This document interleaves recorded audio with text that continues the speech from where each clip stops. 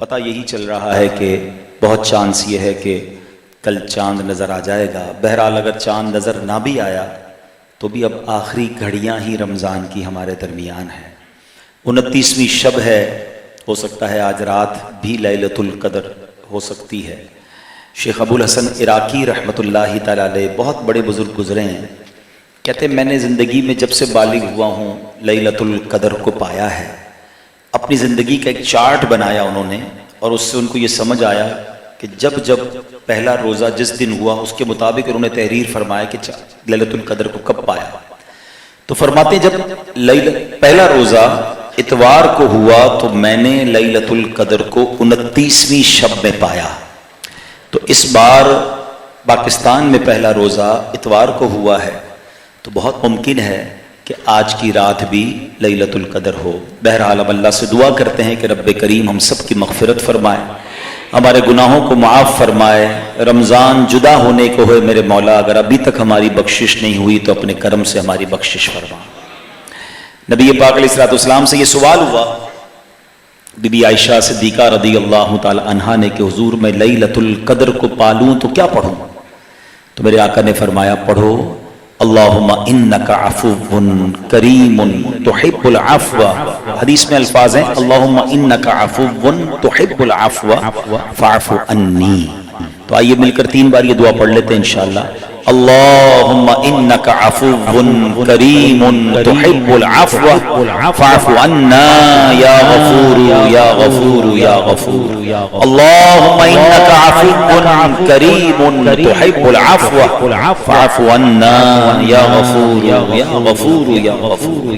اللہم انک عفو کریم تحب العفو فاعف عنا یا غفور یا غفور یا غفور. آمین یا رب العالمین. دعا بڑی پیاری ہے، میسج بھی بڑا پیارا ہے اس میں.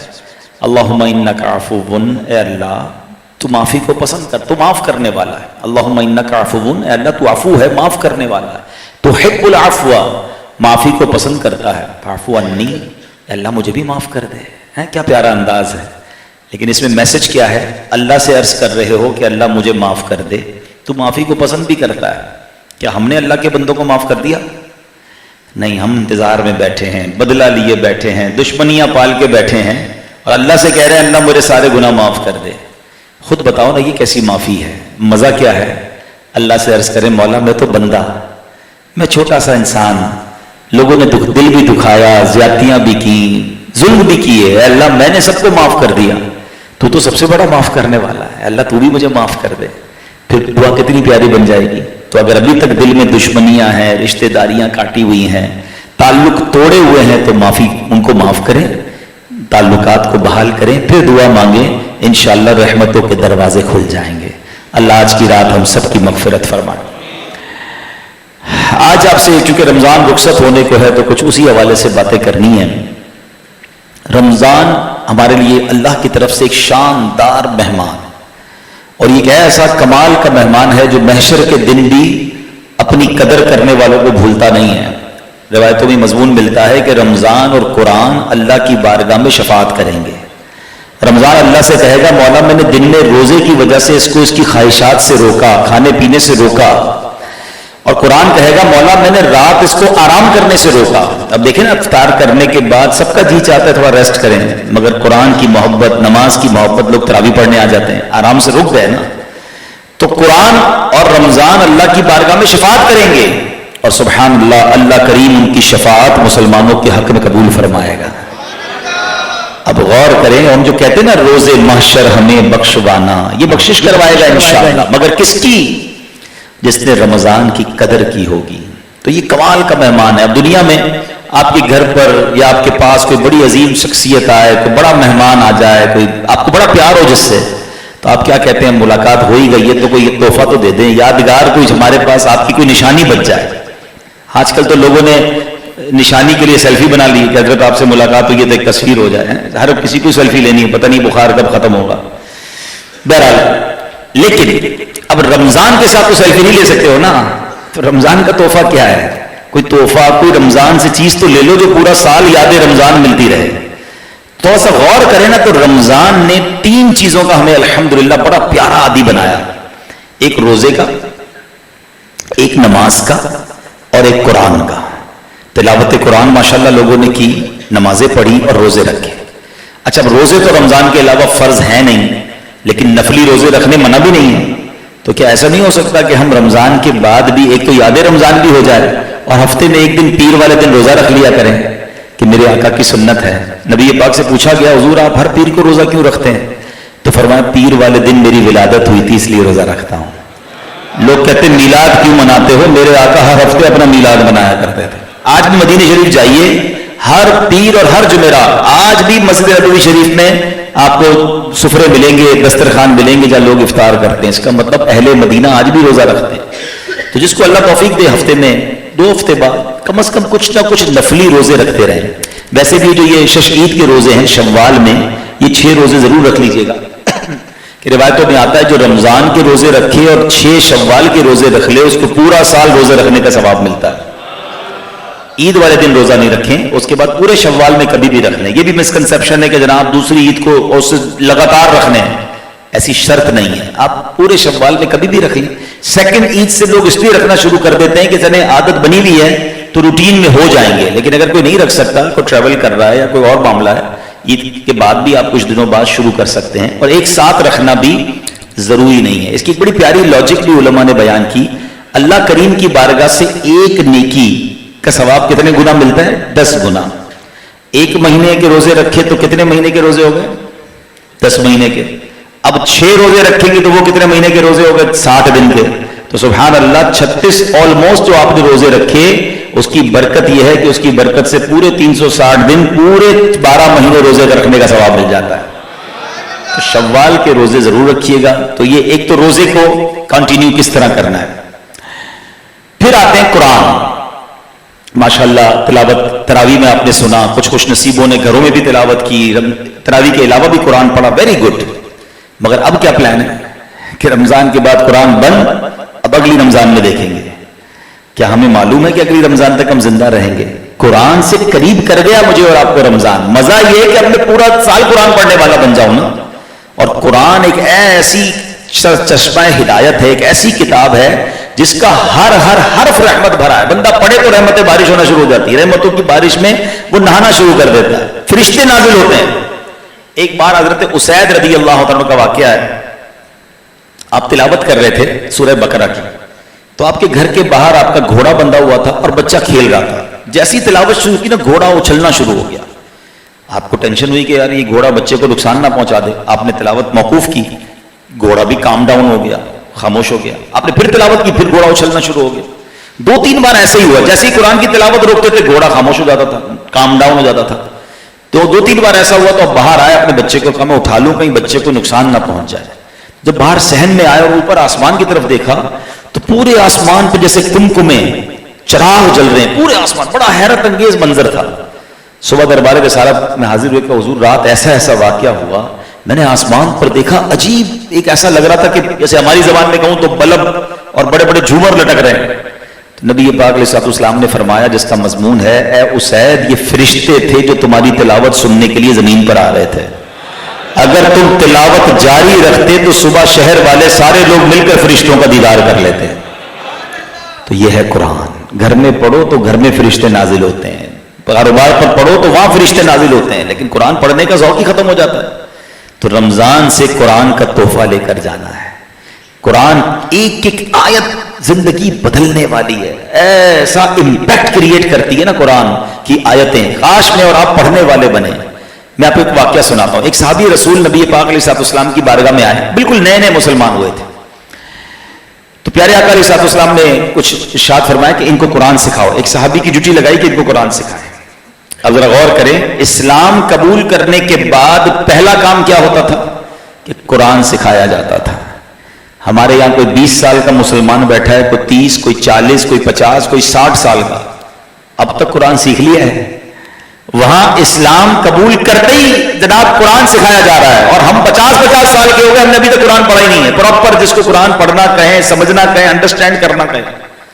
ہمارا معاملہ بڑا عجیب ہے. ہم میں سے اب تقریباً لوگ وہ ہیں جو مسلمان پتہ کیوں ہوئے کہ ماں باپ مسلمان تھے، پیدا ہوئے مسلمان گھرانے میں تو مسلمان ہو گئے. مسلمان بننے کے لیے کوئی اسٹرگل تو کی نہیں, کوشش تو کی نہیں, خود ہی خود مسلمان ہو گئے نا, اللہ نے مہربانی کی. ماں باپ مسلمان تھے, لیکن ہم نے اپنے ایمان کو اسٹرانگ کرنے کے لیے کیا کیا؟ ہم نے اس ایمان کو انہینس کرنے کے لیے کیا کیا؟ اس کو اس مثال سے سمجھیے کہ ایک بندہ ہو جس کے والد صاحب کا انتقال ہو جائے اور 1 کروڑ روپے وہ اس کے لیے ورثے میں چھوڑ کے چلے جائے. وہ 1 کروڑ روپے تجوری میں رکھے اور بیٹھ جائے ہاتھ پہ ہاتھ رکھ کے کہ اسی سے کھاتا رہوں گا, زندگی گزاروں گا. تو عقل مند لوگ کیا کہیں گے؟ بھائی 2 5 10 سال میں ختم ہو جائیں گے یہ پیسے, بہتر یہ کہ اس پیسے کو کہیں کاروبار میں لگاؤ, پیسے بڑھاؤ. دنیا میں سمجھ آ رہا ہے. میں اور آپ ورثے میں مسلمان بن گئے. ایمان بڑھانے کے لیے کیا کیا؟ ایمان مضبوط کرنے کے لیے کیا کیا؟ یعنی ہم تو تجوری میں ایمان رکھ کے بیٹھے رہے کہ بس ہے نا مسلمان. بھائی مسلمان ہونے کے بعد ہم نے اور ایمان کے لیے کیا سیکھا کہ بھئی کن چیزوں سے ایمان مضبوط ہوتا ہے, قرآن کیا کہتا ہے, حدیث کیا کہتی ہے.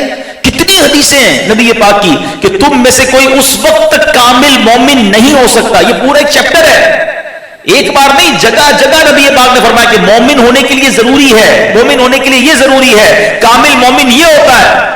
کبھی کوشش کی کہ ہم علماء سے پوچھیں کہ حضرت میرا ایمان مضبوط رہے, میں پکا مسلمان بن جاؤں. مسلمان تو بن گیا, اما ابا نے بنا دیا, میں کیسے اپنے طور پہ اپنے ایمان کو مضبوط کر سکتا ہوں؟ قرآن پاک کی ایک آیت ہے جس کا جز ہے یا ایھا الذین آمنوا آمنوا, اے ایمان والو ایمان رکھو. اب یہ علماء نے بحث کی کہ ایمان والے تو ہیں, پھر یہ آگے پھر آمنو کیوں کہا گیا؟ اس کا مطلب یہ کہ کلمہ تو پڑھ لیا, اب اس کے تقاضے بھی پورے کرو, ایمان کو مضبوط کرو. اصل میں ایمان مضبوط نہ ہونے کی وجہ سے نقصان پتہ کیا ہو رہا ہے؟ مسلمان تو ہیں مگر کیوں مسلمان ہیں؟ ایمان کی شرائط کیا ہے؟ کن چیزوں کے بارے میں ہم نے جناب بات نہیں کرنی ورنہ ایمان سے باہر ہو سکتے ہیں؟ کون کون سے عقائد مضبوط ہونے چاہیے؟ پڑھا ہی نہیں, سیکھا ہی نہیں. اور اس کی وجہ سے نقصان کیا ہو رہا ہے کہ آج ایک سوشل میڈیا پر ویڈیو ہو جائے نا ہم کنفیوز ہو جاتے ہیں, یار پتہ نہیں ہم صحیح ہیں کہ نہیں ہیں, پتہ نہیں ہمارا یہ عقیدہ ٹھیک ہے کہ نہیں, کیونکہ اپنا عقیدہ خود تو پڑھا نہیں ہے. سوشل میڈیا پہ خبر آ گئی تو ہم ٹینشن میں آ گئے. بھائی پہلے آپ اتنے مضبوط ہونے چاہیے تھے. مثال کے طور پہ آپ کو کوئی کہے کہ آپ مثال کے طور پہ بہادر آباد میں رہتے ہیں اور آپ کے بارے میں کوئی ویڈیو بنا دے کہ بھائی یہ بندہ ڈیفینس میں رہتا ہے, تو آپ کیا کریں گے؟ ہنسنا شروع کر دیں گے, بے وقوف کو پتہ ہی نہیں ہے میں کدھر رہتا ہوں, کیونکہ آپ کو 100% شیور ہے نا کہاں رہتے ہیں. ٹھیک ہے, آپ 3 بھائی بہن ہیں, کوئی آ کر کہ اس کے 15 بھائی بہن ہیں, آپ پھر ہنسنا شروع کر دیں گے بے وقوف آدمی, اس کو کیا پتا ہم 3 ہیں, غلط بات کر رہا ہے, بند کرو, بیکار آدمی ہے. Because you are that sure, you know about yourself. اسی طرح مجھے اپنے ایمان کے بارے میں پتا ہونا چاہیے تھا, اپنے عقائد کے بارے میں پتا ہونا چاہیے تھا. کوئی آ کے بات کرے, بندہ بولے بے وقوف آدمی, اس کو پتا کیا ہمارا عقیدہ کیا ہے, ہمارا دین کیا کہتا ہے, قرآن کیا کہتا ہے, حدیث کیا کہتا ہے, پتا کچھ نہیں ہمیں, نہ ہم نے اس کو سمجھنے اور سیکھنے کی کوشش کی, اور سارا دن کنفیوز. ہمیں لوگ ویڈیو بھیج رہے ہوتے, حضرت اس کے بارے میں بتائیں. یار آپ کو یہ بھی نہیں پتا صدیوں سے مسلمان کس طرح وتر کی نماز پڑھ رہے, ایک ویڈیو آ جائے سارے کنفیوز, پتہ نہیں ہم وتر صحیح پڑھ رہے نہیں پڑھ رہے. بھائی حدیثیں بہت ساری ہیں, روایتیں بہت ساری ہیں, مگر علماء نے اس پہ صحیح احادیث نکالی, اس سے مسائل کا استنباط کیا, پورا فقہ ڈیولپ کیا. فقہ حنفی پر ہم عمل کرنے والے ہیں, تو ایسا تھوڑی کہ فقہ شافعی والے کے پاس دلائل نہیں ہے, فقہ حنبلی والوں کے پاس دلائل نہیں ہے, فقہ مالکی سب کے پاس دلائل ہیں, حدیثیں ہیں, آیتیں ہیں, روایتیں ہیں. انہوں نے اپنے طور پر اپنے فقہ کو مرتب کیا. ہمارے امام جو ان سب سے افضل امام ہیں, امام اعظم ابو حنیفہ نے فقہ کو مرتب کیا. دنیا بھر میں کروڑوں لوگ حنفی ہوئے, لاکھوں علماء ان کے مقلد ہوئے, اور آج جناب کو یہ چھوٹا سا کلپ آتا ہے, ہمارے لوگ پریشان ہو جاتے ہیں کہ یار یہ بھی تو روایت ہے, یہ بھی تو حدیث ہے, ہم ٹھیک کر رہے ہیں غلط کر رہے ہیں, اتنے کمزور ہو یار.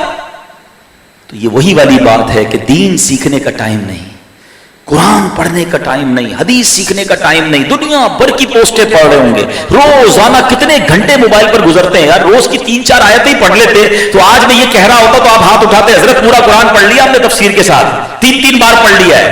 پڑھ لیا تو سبحان اللہ, بہت اچھی بات ہے, ضروری تھا پڑھنا.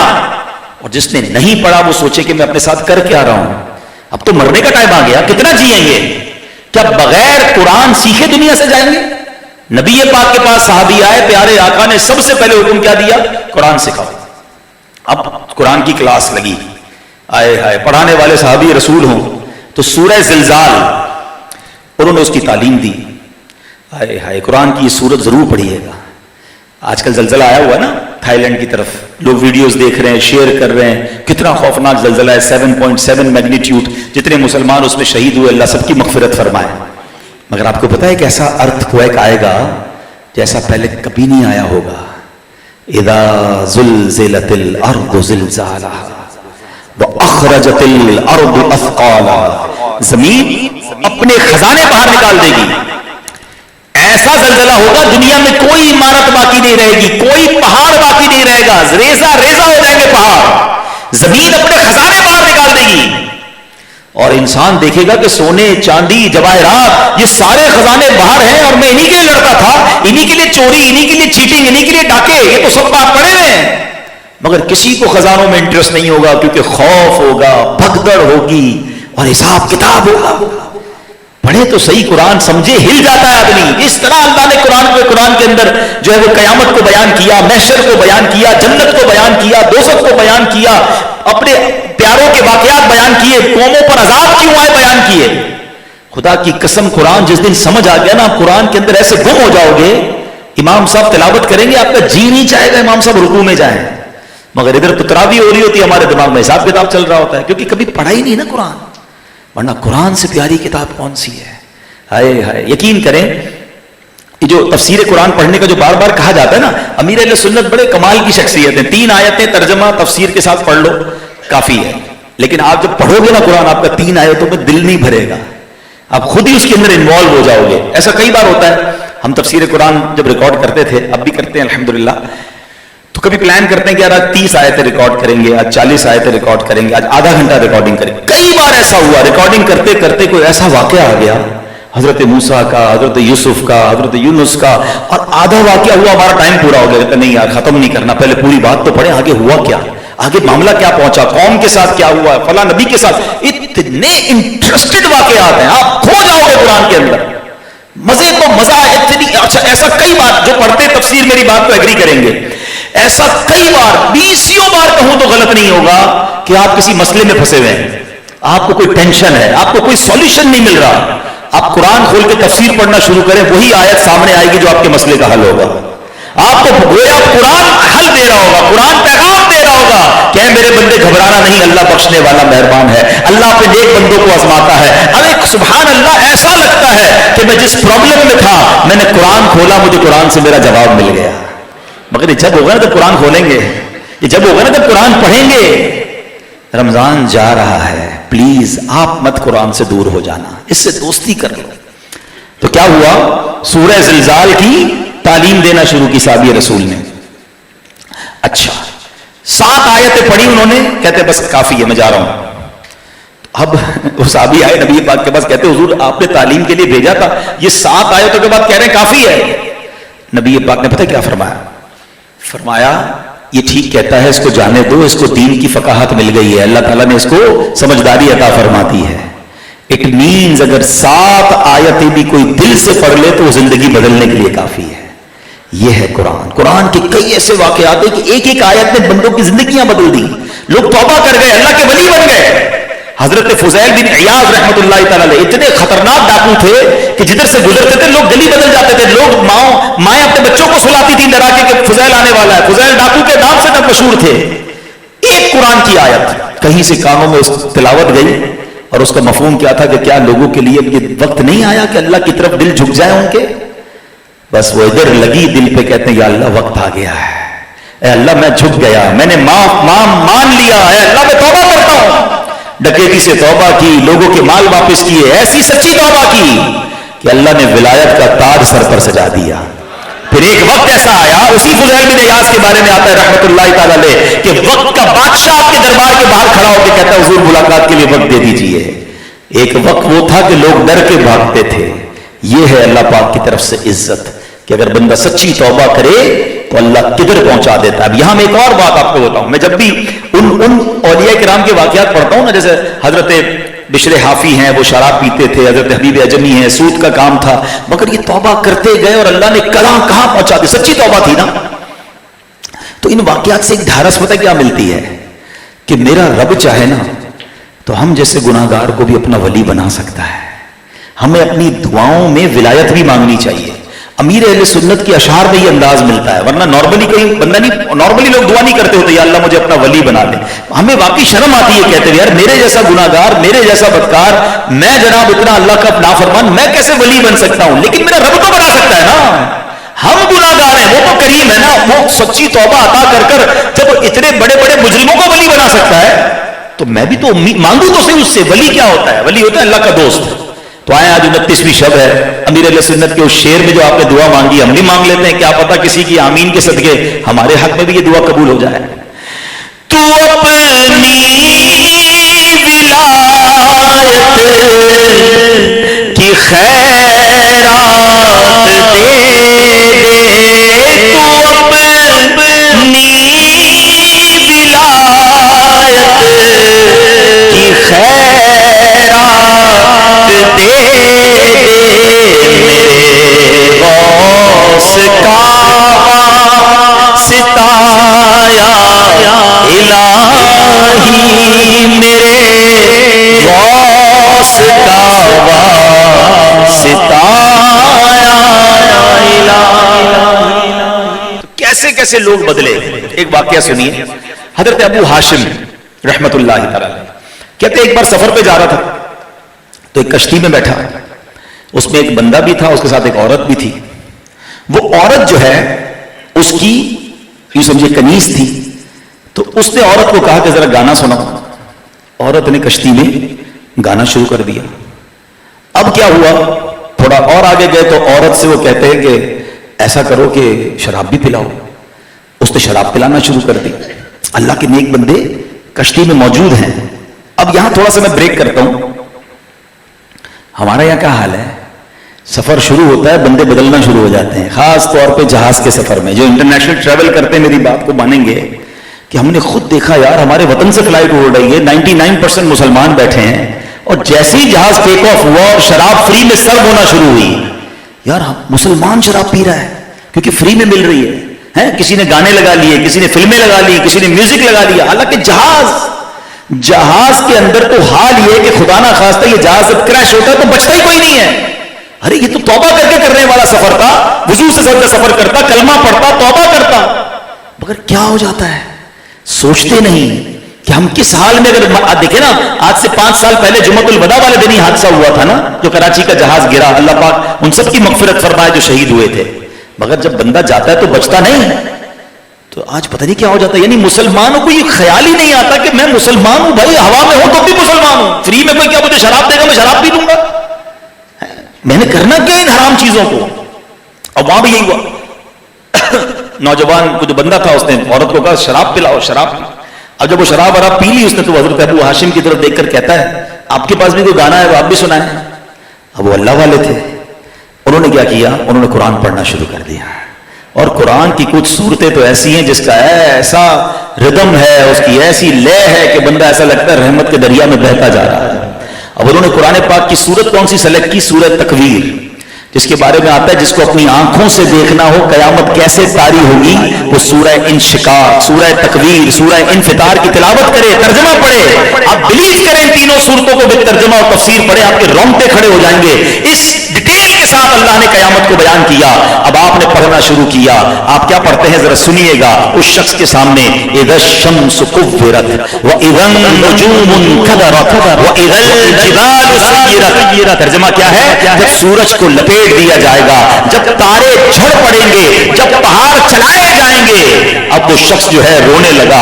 اب جب قرآن کی آیت پر آپ پہنچے وَإِذَا الصُّحُفُ نُشِرَتْ, اور جب نامہ اعمال کھولے جائیں گے, زارو کتار رونے لگا. اپنی کنیز کو کہتا ہے اللہ کی رضا کے لیے تم آزاد ہو. اپنی ساری شراب کشتی سے پانی میں بہائی. اب حضرت سے کہتا ہے حضور بڑے گناہ, بڑی خطائیں, کیا میری بھی کوئی معافی ہو سکتی ہے؟ اللہ اکبر, اللہ والے تھے. قرآن کیسا یاد تھا, آپ نے قرآن سے ہی رپلائی دیا ان اللہ یحب التوابین ویحب المتطہرین. بے شک اللہ بہت توبہ کرنے والوں سے محبت فرماتا ہے اور خوب صاف ستھرے رہنے والوں کو پسند فرماتا ہے. بس اس بندے نے یہ سنا اور سچی توبہ کر لی. اگر میں اور آپ بھی قرآن اس انداز سے پڑھنے والے بن جائیں, قرآن کہاں بگڑنے دے گا, قرآن کدھر جانے دے گا, باندھ کے رکھے گا قرآن انشاءاللہ ہمیں. مگر دوستی تو کرو نا قرآن سے. آج دوستی ہے تو موبائل فون سے ہے. کسی کا موبائل لے لو ایسا لگتا ہے اس کی سانس لے لی ہے. مسجد میں اگر لگاتے نا جیمر کہ جناب جو مسجد میں آئے گا اس کا موبائل نہیں چلے گا, آدھے ہو جائیں گے. یعنی بھائی آدھا گھنٹہ بیان میں موبائل کے بغیر کیسے جائیں گے. یعنی موبائل ایسا لگتا ہے ہمارا کوئی آکسیجن لے لیتا ہے. یہ جتنے سافٹ ویئر آپ اور میں روز سینکڑوں بار آن کرتے ہیں نا, جب قبر میں جائیں گے تو سارے آف لائن ہو جائیں گے. ہو سکتا ہے کچھ دوست ڈھونڈنے کو بھی نکلیں کہ یار 2 دن ہو گئے واٹس ایپ آن لائن نہیں ہو رہا, فیس بک پہ کوئی پوسٹ نہیں ڈالی ہے, not on line from last 2-3 days, check تو کرو بندہ کدھر گیا, یہ تو ہر وقت آن لائن ہوتا تھا. تو تھوڑے 2-3 دن بعد جواب ملے گا بندہ ہی آف لائن ہو گیا ہے, بندہ قبر میں چلا گیا, اس لیے آن لائن نہیں ہو رہا. جب میں اور آپ قبر میں جائیں گے نا سارے سافٹ ویئر آف لائن, مگر آپ کو پتا ہے قرآن قبر میں بھی آن لائن ہوگا.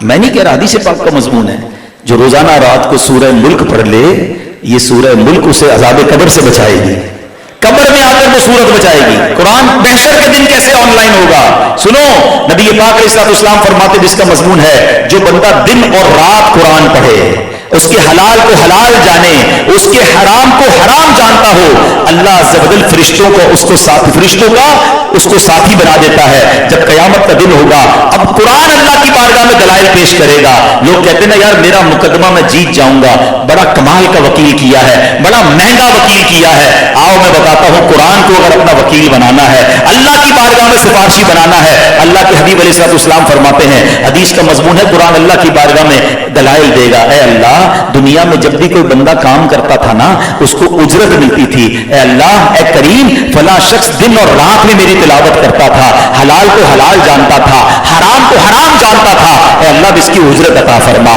اس کو اجر عطا فرما. اللہ کریم بندے کو کرامت کا لباس پہنائے گا, تاج شاہی پہنائے گا. بندے سے نہیں پوچھے گا, اللہ قرآن سے پوچھے گا, حل ردیتا, اے قرآن تو راضی ہے؟ قرآن کہے گا مولا کچھ اور بھی عطا فرما دے. اے اللہ اس بندے کو اور عطا فرما. سبحان اللہ, اس بندے کو بادشاہت, اور فرمایا اس بندے کو بادشاہت کے ساتھ جنت عطا کر دی جائے گی. اللہ قرآن سے پوچھے گا حل ردیتا, اے قرآن اب تو راضی ہے؟ قرآن کہے گا ہاں میرے مولا اب میں راضی. مبارک ہو اسے جو صبح و شام قرآن پڑھتے ہیں. نیت کر لو نا, یہ حدیث سن لی نا کہ روزانہ دیکھیں ہم آفس جاتے ہیں, اسکول جاتے ہیں, کاروبار پہ جاتے ہیں, نارملی ہم شاور لے کر جاتے ہیں, وضو ہوتا ہے, ٹھیک ہے نا, اور نہیں ہے تو چلیں آپ سے کرنا شروع کر دیں, اور کچھ نہ کچھ جاتے جاتے قرآن کھول لیں. اللہ توفیق دے تو سورہ یاسین پڑھ لیں, 4-6 آیتیں پڑھ لیں, 10 آیتیں پڑھ لیں, اور قرآن کو چومیں. مجھے اچھی طرح یاد ہے ہمارے نگران شورا نے ایک بڑا کمال کا کام کیا. ایک بہت بڑی شخصیت دوسرے ملک میں رہتے, ان سے پوچھا آپ قرآن روز پڑھتے ہیں؟ کہتے نہیں. تو آئی صاحب نے ان کو کہا ایسا کریں روز آفس پہ جایا کریں نا, صبح صبح شاور تو لیتے ہیں, کہاں بالکل, تو کہا جاتے تو قرآن کو چوم کے جایا کریں. اچھا میں سوچنے لگا یار قرآن پڑھنے کا کہا نہیں, صرف چومنے کا کہا. تھوڑے دنوں بعد اس شخصیت نے بتایا, کہا یار آپ نے کمال کا فارمولہ دیا. میں 3-4 دن تو چوم کے گیا, پھر سوچا یار بغیر پڑھے جا رہا ہوں, تو اب میں روز کچھ نہ کچھ پڑھنے لگ گیا. قرآن کی اپنی اٹریکشن ہے, آپ قرآن کو ہاتھ تو لگاؤ, قرآن کو دوستی تو کرو نا. چلے آپ 2-3 آیتوں سے صبح کریں. حدیث میں کیا فرمایا, دن اور رات میں قرآن پڑھنے والا قرآن وکیل بن جائے گا, قرآن اللہ سے بخشش کروائے گا. اور سبحان اللہ رات کو سورہ ملک پڑھ لیا کریں. اگر میں اور آپ یہ فارمولہ بنا لینا کہ میں دن میں آفس, کاروبار, گھر سے نکلنے سے پہلے کچھ نہ کچھ قرآن پڑھوں گا, اور رات سونے سے پہلے کچھ نہ کچھ قرآن پڑھوں گا, انشاءاللہ قرآن سے دوستی ہو جائے گی. اور پھر قرآن کو سمجھنا شروع کریں. تلاوت اپنی جگہ, انڈرسٹینڈنگ آف قرآن, ایک ایک آیت میں خزانے ہیں, ایک ایک آیت میں کیا کیا نہیں ہے. میں نے ایک بڑی پیاری بات پڑھی سوشل میڈیا پہ, کسی نے لکھا, بڑی پیاری بات لگی مجھے. اچھی باتیں اچھی ہوتی ہیں لیکن لوگ الٹی سیدھی باتیں بھی پڑھ رہے ہوتے ہیں. اس نے لکھا کہ جناب دنیا میں ایسی بہت ساری چیزیں ہیں جس کا نام لو تو منہ میں پانی آ جاتا ہے, یعنی اس کے نام میں امپیکٹ ہے, آپ کی باڈی پر وہ امپیکٹ کر رہا ہوتا ہے. فرمایا جب دنیا کی چیزوں کے نام میں اتنا امپیکٹ ہے تو جو اللہ اللہ اللہ کرتا رہے, تلاوت قرآن کرے, بے شک وہ پڑھتا رہے گا, اس کے دل میں نور داخل ہو جائے. صرف نام الہی میں کیا کیا امپیکٹ موجود ہے اور کیا کیا برکتیں ملتی ہیں. اور پھر جو انڈرسٹینڈ کرے, آپ اگر ڈیپتھ آف قرآن سمجھنا چاہیں نا تو قرآن سے پوچھیں. قرآن کہتا ہے اگر ہم اس قرآن کو کسی پہاڑ پر نازل کرتے تو پہاڑ خشیت الہی کی وجہ سے ریزہ ریزہ ہو جاتا. پھر کون سی جگہ باقی بچی؟ نبی پاک کے دل اقدس کو اللہ نے یہ طاقت دی اور سینہ مصطفیٰ پر قرآن کو نازل کیا گیا. قرآن کی اپنی ہیبت ہے, قرآن کی اپنی طاقت ہے. 2-4-6 آیتیں پڑھ کر سمجھنے لگو گے, آپ فیل کریں گے کہ اندر کچھ داخل ہو رہا ہے, نور داخل ہو رہا ہے, برکتیں مل رہی ہیں. تو چلے پہلی نیت یہ ہو گئی کہ رمضان کا تحفہ کیا لینا ہے کہ انشاءاللہ روز قرآن پڑھیں گے انشاءاللہ. اب دوسرا تحفہ قرآن رمضان کا, جو ماشاءاللہ 5 وقت ہم نے نماز پڑھی ہے. میں نمازیوں سے بات کر رہا ہوں, ماشاءاللہ مجھے بہت حسن ظن ہے کہ آپ میں سے کسی کی رمضان میں کوئی نماز قضا نہیں ہوئی ہوگی ماشاءاللہ.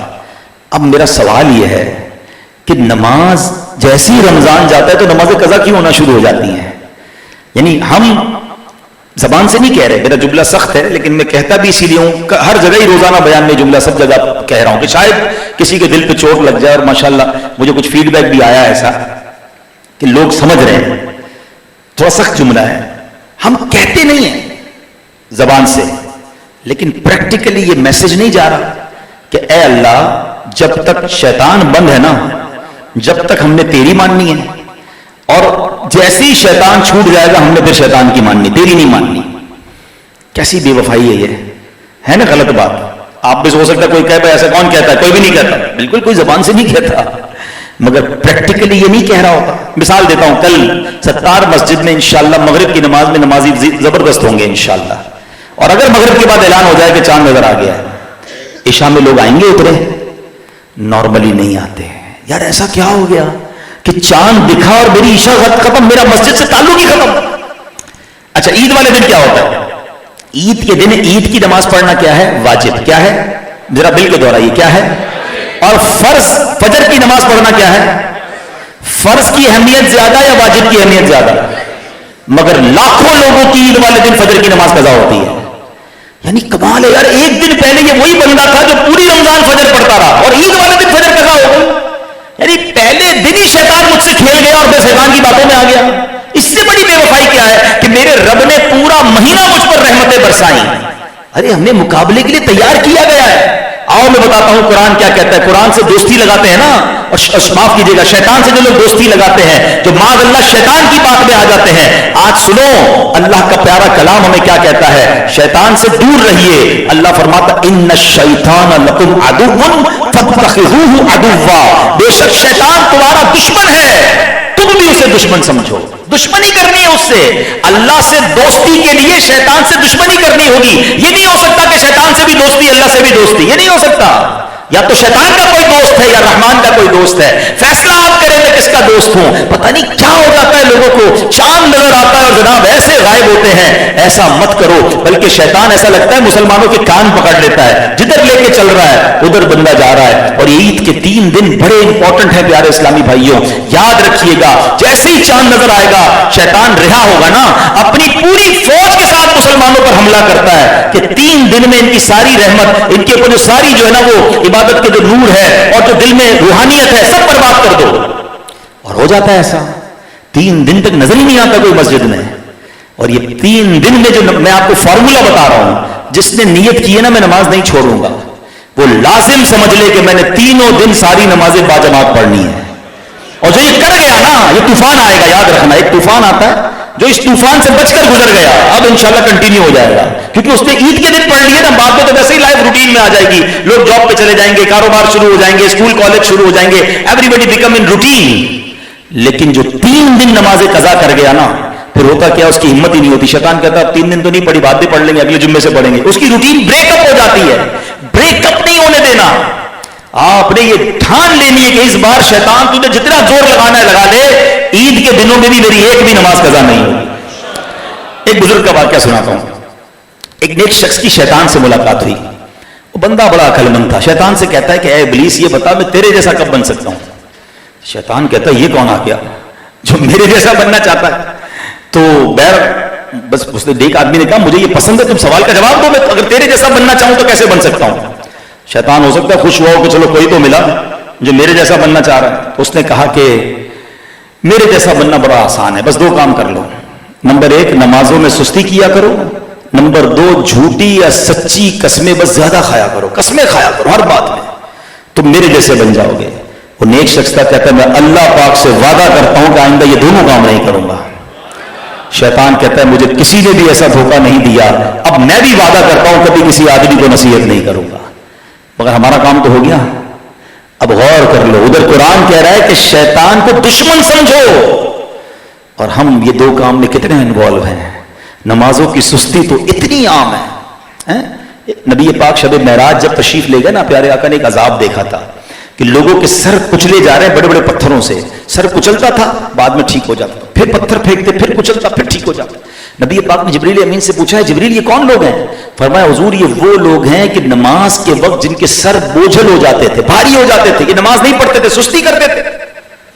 سچ بتاؤ رمضان کے علاوہ ہمارا کیا حال ہوتا ہے؟ کوئی کہنا حضرت نماز کے لیے چلے، بس آپ چلیں یار، آج سر میں بڑا درد ہے، بس میں چلتا ہوں، آپ آگے چلیں میں چلتا ہوں. یعنی نماز کا نام سنتے ہی سر بھاری ہونا شروع ہو جاتا ہے. کیا یہ عذاب ہم سہ سکیں گے؟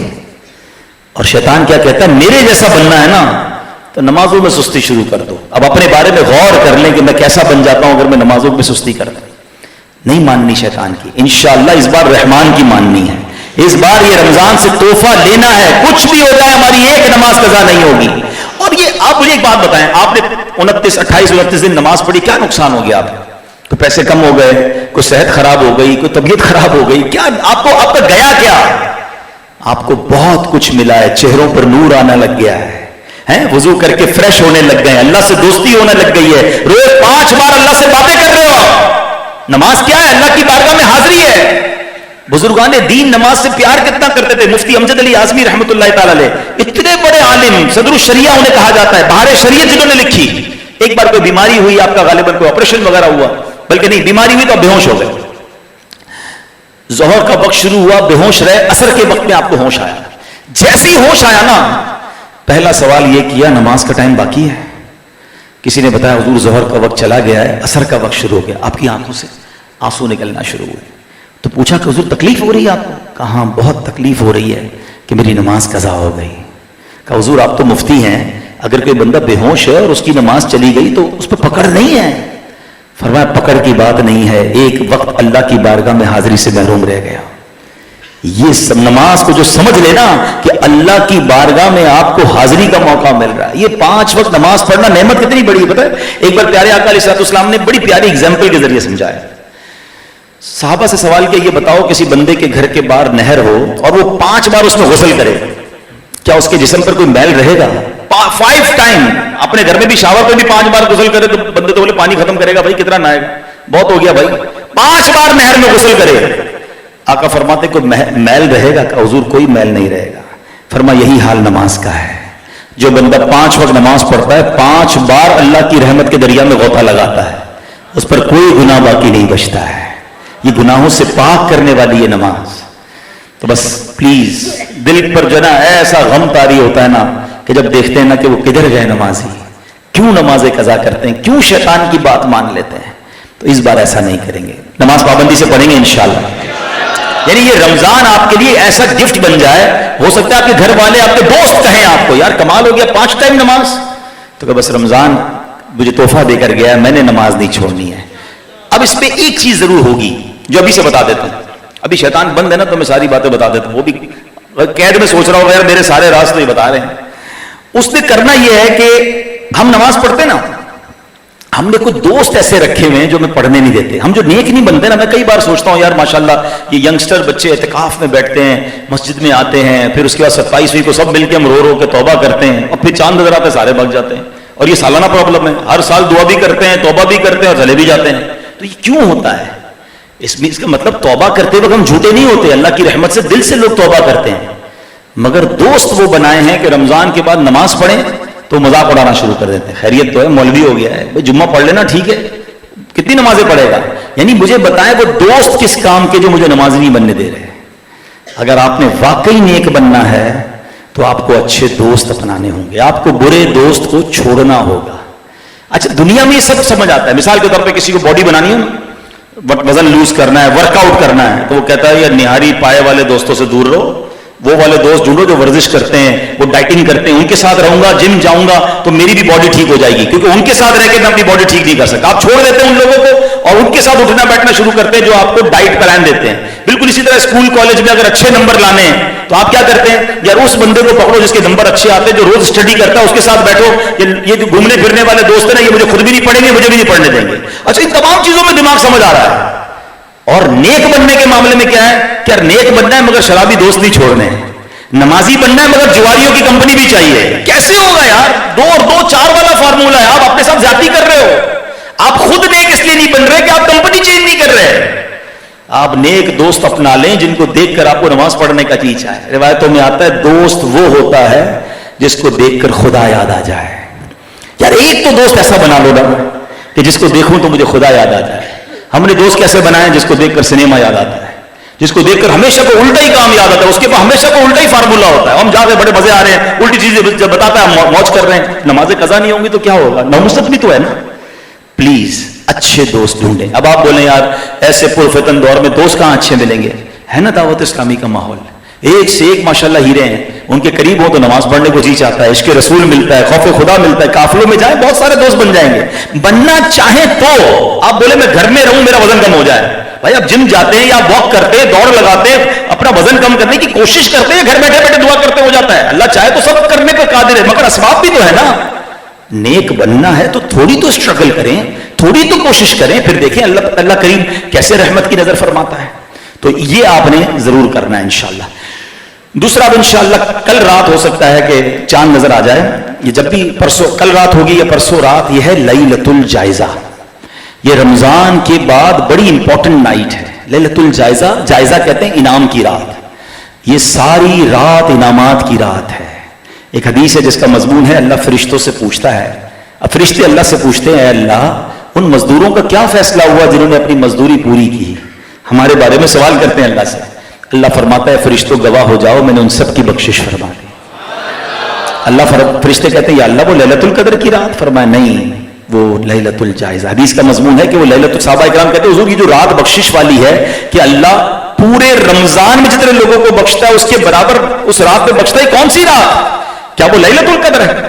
فرمایا وہ رمضان کی آخری رات ہے جو عید الفطر سے پہلے والی رات ہے, خاص رات. اور اس رات کیا ہوتا ہے, چاند دکھتے ہی بازار فل, بلکہ بازار تو آج بھی فل ہے. میں آج تیسرا بیان کرنے آیا ہوں, مجھے پتا ہے مجھے میرا کیا حال ہوا ہے شہر کراچی میں. ہر طرف ٹریفک ہے, پبلک روڈوں پہ ہے. وہ جناب شاپنگ سینٹر آباد ہے, میں سوچتا رہا یار آج تو تاک رات ہے, یہ تو مسجد میں گزارنے والی رات تھی. عورتیں مرد سب مل کر عجیب طوفان مچا ہوا. کل پتہ نہیں چاند کے بعد کیا کرنا ہے لوگوں نے. یہ لیلۃ الجائزہ اللہ کو راضی کرنے والی رات ہے.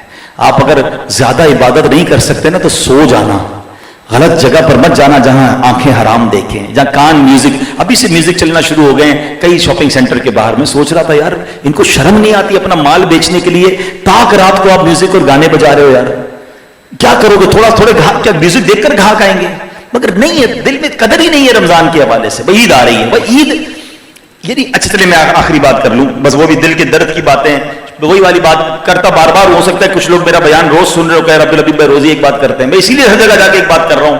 یار کوئی ایک بھی میری بات دل میں میرا سودا خرید لے گا تو شاید میرے لیے کوئی مغفرت کا ذریعہ بن جائے گا. عید خوشی دینے والا کون ہے؟ عید کی خوشی, عید کی خوشی کون دیتا ہے؟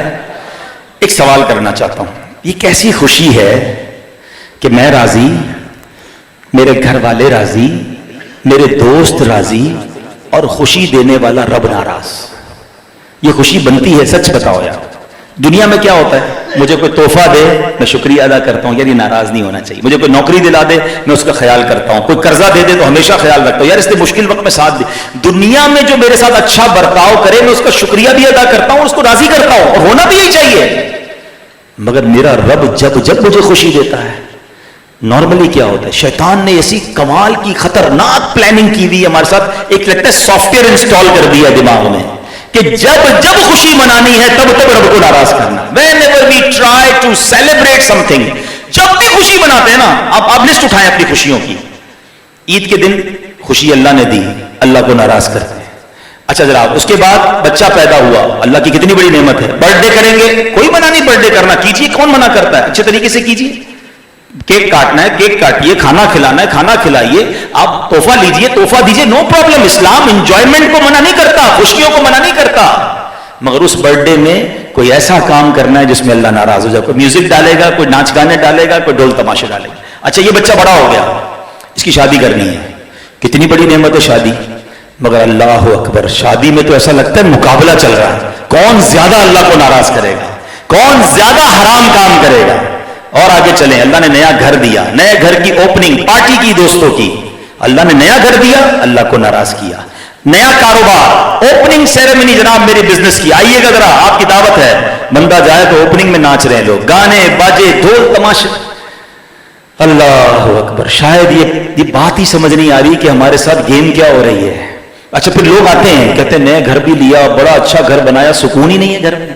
کاروبار شروع کیا، اتنے ارمانوں سے کیا، کاروباری بیٹھ گیا، بچوں کی شادی کی، لاکھوں کروڑوں روپے خرچ کیے، بچے شادی کے بعد خوشی نہیں ہے، میری بچی کی اولاد ہی نہیں ہو رہی ہے، مولانا صاحب دعا کریں، لڑائی جھگڑے بہت ہے سسرال میں۔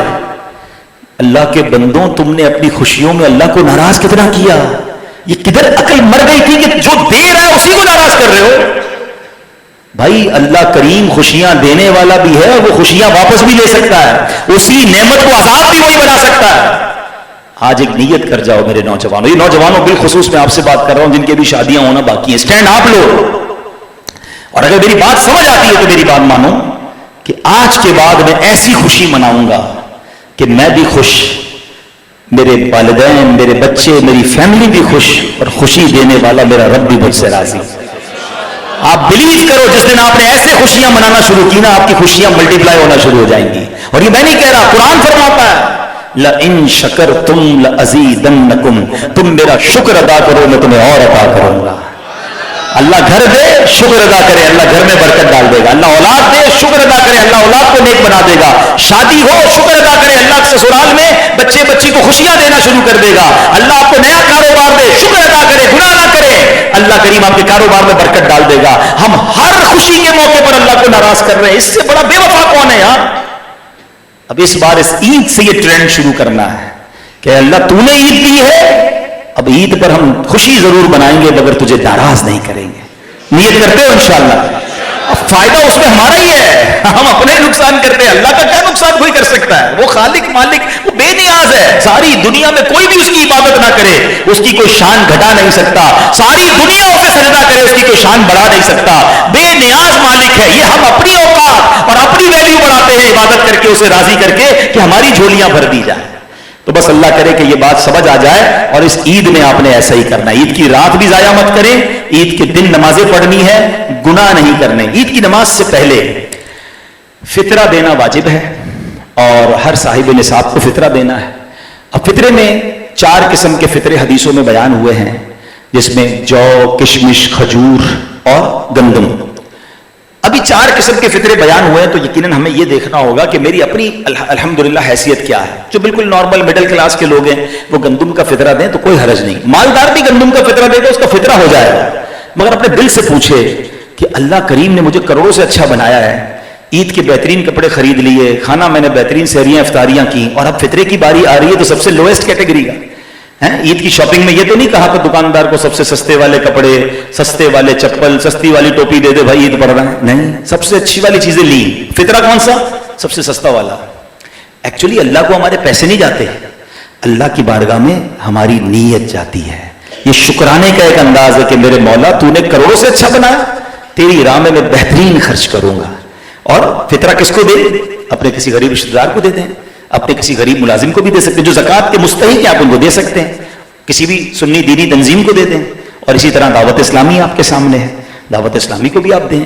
دعوت اسلامی کتنا بڑا دین کا کام کر رہی ہے۔ یہ مساجد جو آج بھری ہوئی ہیں، میں آج تیسری مسجد ہے جس میں بھی رات میں بیان کر رہا ہوں، تینوں مسجدیں جیم فل، اور ایسے ایسے علاقوں میں پہلے آج ختم قرآن تھا، ہاشمی مسجد کراچی کی ایک خوبصورت ترین مسجد گلستان جوہر میں بنی ہے، ماشاءاللہ دھوم مچی ہوئی تھی۔ اس کے بعد میں ڈیفینس میں تھا ابھی، وہاں ماشاءاللہ 5 تاکراتوں میں اجتماعات میں ڈیفینس والے تو خواب دیکھتے تھے کہ ہمارے پاس بھی ایسا کوئی ایونٹ ہو سکے گا، وہاں کتنی مساجد بن گئی۔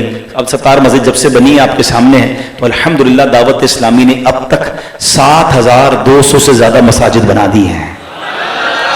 یہ تو صرف مساجد ہیں، مدارس، جامعات، پھر کتنے سارے دینی کام، اسکول بن رہے ہیں، کالجز بن رہے ہیں، یونیورسٹی بن رہی ہے، میڈیا کے ذریعے دین کی خدمت ہو رہی ہے، غیر مسلم مسلمان ہو رہے ہیں۔ ہمارے بیانات آپ سن رہے ہیں، کس لیے ہوتے ہیں یہ بیانات؟ اللہ سے قریب کرنے کے لیے نا، نیکیوں سے قریب کرنے کے لیے، جہنم سے بچانے کے لیے۔ تو اس پورے کام میں یقیناً بہت بڑا ایک سرمایہ لگتا ہے، تو اپنے ڈونیشنز میں، اپنے فطرے میں دعوت اسلامی کو ساتھ دیں۔